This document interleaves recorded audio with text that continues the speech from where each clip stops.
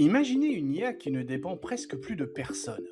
Pas seulement un chatbot, pas seulement une voiture autonome, mais toute une chaîne. Les puces, les usines, les robots, les logiciels, les satellites et peut-être demain les data centers dans l'espace.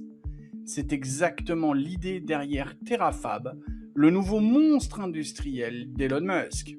L'actu fraîche, c'est que Tesla vient de recruter Gary Jiang, un ancien d'Intel qui a passé 17 ans dans les fabs, ces usines ultra complexes qui fabriquent des semi-conducteurs.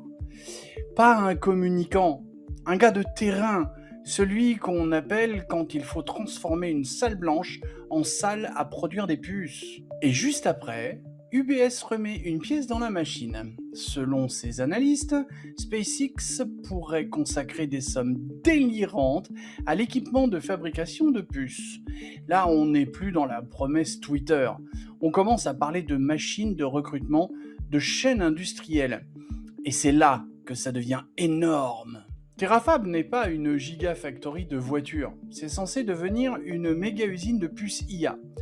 Dans les documents de SpaceX, l'objectif est clair, fabriquer en interne des puces logiques, de la mémoire, du packaging avancé et viser à terme 1 TW de capacité de calcul par an.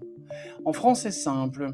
Musk ne veut plus seulement acheter les cerveaux de ses IA, il veut construire l'usine qui fabrique ces cerveaux. Pourquoi ? Parce que Tesla a besoin de puces pour ses voitures autonomes et ses robots Optimus. xAI a besoin de puissance pour Grok. SpaceX veut pousser l'IA jusque dans l'infrastructure orbitale.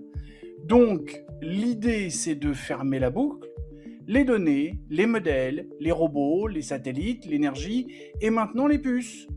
Une sorte d'empire IA vertical, comme une forteresse industrielle avec ses propres mines, ses propres forges et ses propres cerveaux.